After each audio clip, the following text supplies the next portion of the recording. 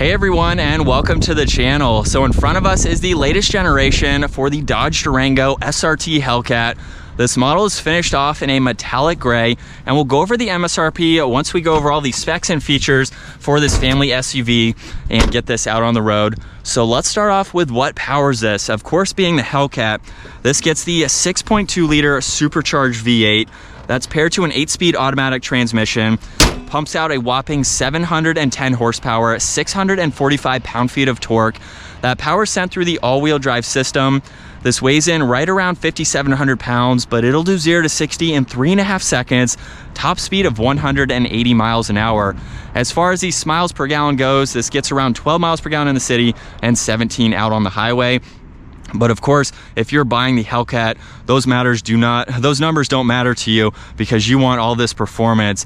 So let's work our way to the exterior styling now, where it looks very similar to the Charger Hellcat. Plenty of cutouts to provide a lot of cooling to that engine. This also gets LED headlights, DRLs, and turn signals.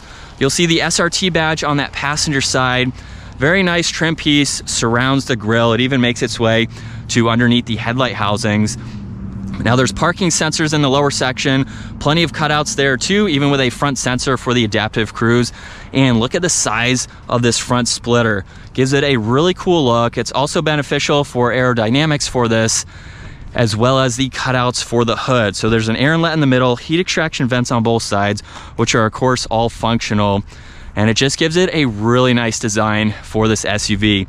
Now, as we work our way to the side, this has an aftermarket set of wheels. They're 22s, factory is 20, I believe. This has the red Brembo brake calipers, 6 pistons up front with single pistons in the rear. This gets a set of body-colored side mirrors with the integrated turn signal, even has a sunroof too. And as far as the lines for the side, I really like the fender arches. They have some good crisp lines to them. Very nice lines in the lower side skirt as well as in the middle of the door. So it flows very nicely working your way to the back, where this has the body colored spoiler, integrated third brake light, as well as the wiper blade. There's the backup camera just underneath the LED connector bar that runs right through the middle of that power liftgate. Of course, all of those are LEDs, even for the taillights. All of these sensors are in the lower section. This even has the dual exhaust, and it can tow up to 8,700 pounds, which is very impressive to see. But let's listen to that dual exhaust now. So if I lock the vehicle and double tap on this button, this will come to life.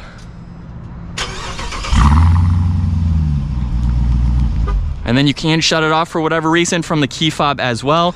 You can even, well, you can do it more than once. You can even double tap this button if you want to open up that power liftgate, and you can use the button that is located there as well. Now, the Durango is a 3-row SUV, so with the 3rd row currently up, you can see there's a lot of storage space. There's even storage up underneath the floor, so you can have this packed full of people and still have plenty of room for all of their items. Now, on this left side, there's a small storage bin. Right side, there's a 12-volt and some hooks where you could place some groceries if you need to. Now, as far as folding the back seats down, it is very quick and easy to do. You do have to have the headrest adjusted to get those all the way down. But if you don't have use for the 3rd row, look at the amount of space that you do have, and it's just as quick to pull these straps back up. So I like that, the fact that they are manual adjusting, and then we do have the automatic adjustment for the liftgate. So very, very spacious for this size. Now, as we work our way to the interior, the door panel has some leather and stitching, a carbon fiber-like trim piece just above that. This even gets the Harman Kardon sound system. There's a little bit of storage in the lower section of the door too. And then for these seats, even the 2nd row gets the SRT Hellcat embroidered in the Alcantara. There's leather for the bolstering support, all the stitching too. And then to work our way to the 2nd row, you can either walk through the middle of the captain's chairs, or you can simply collapse this, pull on the red handle, and you can push this all the way up, giving you a lot of space. So at 5'10", I can make my way to the 2 seats in the back, where you get an armrest along with cup holders. They even have the same attention to detail with the leather and the Alcantara. There's a good amount of space back here. So the 2nd row is fixed. It doesn't slide forwards or backwards, so there is plenty of space. So at 5'10", I could easily ride around town and be comfortable if I needed to be in the 3rd row. You'll notice too, in between both captain's chairs, there's cup holders and a little bit of storage with Dodge on the back section of that. And then it is just as easy to exit as it was to get in. So making our way to the second row now. Like I said, these seats are fixed, but of course you can adjust the front seats where you do have a storage net behind both of them. There's air vents in the middle. These are even heated seats too, with all of the auxiliaries right in the middle. And then to adjust the climates, up top we have the temperature, fan speed, and where you'd like the air to go. And a lot of visibility from the second row. It's very open feeling, definitely plenty of space. And looking at the driver interior now, door panels finished off just like the rear. There's all of the window controls, side mirror adjustments, a little bit of plastic in the upper section, but it still has a nice design to it. There's plenty of storage in that lower section as well. And then these front seats have a little bit more lateral support to them. They are automatic seats too, so they have a nice design to them. It's also super easy to enter the front seats here. So let's fire this back up with that red button over on the right side. We can bring this to life, and the steering wheel is covered in solid and perforated leather. Very nice stitching on both sides. For the right side, you get all of the cruise control and adaptive cruise control settings. Left side, there's Bluetooth and voice commands, and all of these are for the gauge cluster. So currently you can see the miles per hour on the left side. Right side is engine temperature as well as the fuel level, and right in the middle with the LCD screen, you can see the tach along with a lot more info. So currently it's showing the adaptive cruise. If I scroll up to SRT, you have a lot of different timers that you can go through. This is basically the performance pages tab where you can look at brake distance, your G-force. You have a lot of performance-oriented information that you can take a look at, which is very cool to see for this. We have that adaptive cruise again, your fuel economy if you'd like to check that out. There's also all the trip information. You can pull up the audio as well. Any messages that you'd like to look at. You can even go into the screen setup. So in the upper left, it's currently showing the compass. You can change that if you need to. The upper right is showing your range. So just depending on what you'd like to see, you can quickly adjust all of that, which is nice. Now we have any diagnostics that you need to pull up. There's even a speed warning that you can look at. We have the miles per hour. And then for this last one here, you have a lot of engine vitals. So you can look at your horsepower and torque and a lot of voltages and all of these vitals just depending on what you'd like to see. Now this also has a set of steering wheel mounted paddle shifters. Volume for the radio is on the right side, tuning is on that left side. And then on the left side of the steering wheel, we have the headlight adjustments, dimmer switches for the gauges, even the parking brake. There's also one air vent. And then right in the middle, we have a massive touchscreen system. I'm gonna start off with home, where you have the navigation along with your audio.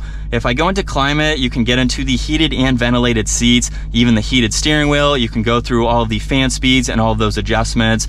We can pull up the navigation in full screen, even go to phone when you have that paired. Under SRT for vehicle, you can fold the rear headrest. You can get a look at the backup camera if you need to go into that. And then you'll notice too, there's other settings that you can go into just depending on what you'd like to see, basically all of these standard settings.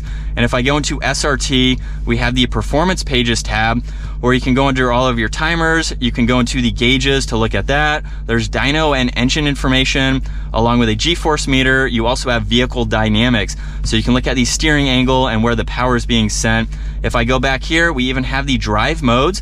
So you can go into track, sport, there's also snow and a tow, and then auto and custom, depending on how you're driving your car for the day. And then we have race options as well. So you can look at your launch control, you can set the RPMs, even look at the shift lights too for each gear. Pretty awesome to see that amount of adjustability for a family SUV like this. There's the radio, and then a lot of apps that you can go through, just depending on what you need to see and what you use the most. Now underneath that, all of the physical buttons for power and volume for the radio as well as tuning. You have the heated and ventilated seats along with the steering wheel. You can even shut that screen off if you'd like to, which is nice. All the climates are nicely laid out just underneath that. And then we have shortcuts to SRT, which is the setting that I showed earlier. You can activate launch control by pushing on that. And then we have traction control, the parking sensors, even the lane keeping assist. Now underneath that, there's a wireless charging pad along with all these auxiliaries. And then if I put the vehicle into reverse, you'll see that backup camera up here like I just showed. And then you can even shift using the paddle shifters when you put it into the M mode there. There's also 2 cup holders and a little bit of storage. And then for the center armrest, you have a little bit of storage in the upper section and then a lot more in the lower section. There's even a 12 volt down there too. And the glove box has plenty of room for the info that you need to place there. Like I mentioned earlier, this does have a sunroof, so you can quickly open up that sunshade. And then we have the sunroof adjustments, some garage door buttons. You can even open and close the rear liftgate. And then we have a sunglass holder, which is very convenient to have. As far as visibility from the driver's seat, it's very open feeling, so you can definitely see all around. But now it's time to get this Durango Hellcat out on the road. And as we give it another acceleration, there's a little bit of a delay in the paddles. It's not as performance oriented as I would like to see it, especially being the Hellcat. Downshifts seem a little bit more responsive, but there is a slight delay on the upshifts. Is that a positive or negative? I mean, the Hellcat is something, like I said earlier, I've had friends who take these to the drag strip, so it'd be nice to see maybe a little bit quicker of an acceleration or a response for the paddles. But of course, you could just leave it in drive.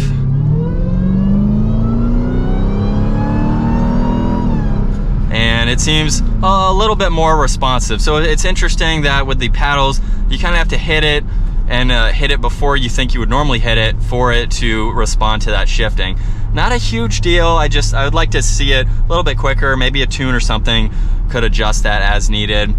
But yeah, for over $80,000, I really can't think of a competitor to the Durango Hellcat. We have a 3-row SUV with all of this horsepower and performance. There's really no other vehicles that can match that horsepower. Comment down below if I'm just not thinking of it at the moment. But also for 82 grand, you're not getting the best interior. You know, there's some plastic here and there. It's still a Dodge, so it doesn't have quite all the bells and whistles. Yes, you have heated, ventilated seats, very, very nice seats, but there's some plastic and some trim pieces here and there. And I have heard from the Charger reviews and Challenger reviews that I've done, people would like to see an update or an upgrade from Dodge. So maybe they will do that very, very soon as far as some of the other materials.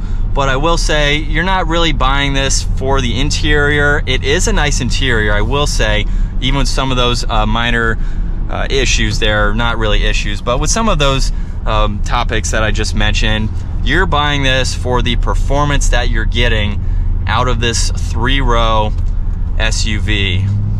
So we downshift again, a little bit of a delay on those shifts.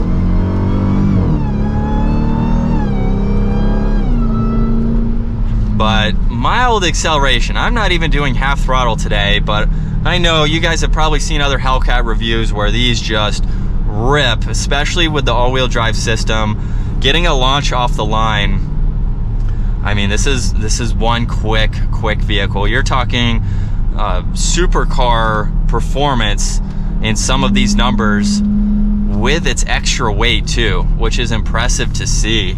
But unfortunately, I think that's gonna wrap it up for this walk-around review and test drive in the Dodge Durango SRT Hellcat. Once again, huge shout out to Carolina Auto Direct for providing this vehicle for me today. Check out their website, that link is down in the description. Give the video a huge thumbs up again if you enjoyed it, and smash that subscribe button so you don't miss out on our daily uploads. And with one last acceleration, I will see you all in the next video.